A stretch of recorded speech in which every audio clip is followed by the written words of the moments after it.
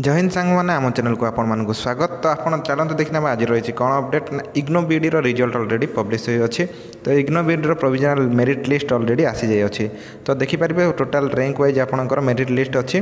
तो पाखापाखि 82 एथर आपंकर कटअप रही जनरल देखु टोटाल आपंकर जनरल नेम वाइज आप लिस्ट रही अच्छी।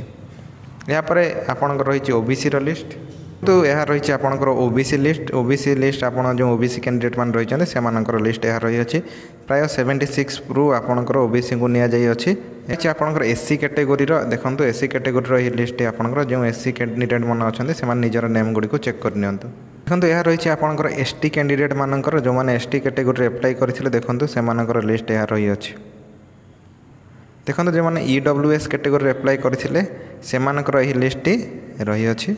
आप ना गुड़ी को चेक कर एवं यह रही आपंकर पीएच कैंडिडेट जो मैंने पीएच रे एप्लाई करते से लिस्ट रही है। तो यही इनफॉरमेशन सर्वप्रथम पाइबा निमंते आम चैनल को लाइक शेयर और सब्सक्राइब करूँ। जय हिंद जय भारत।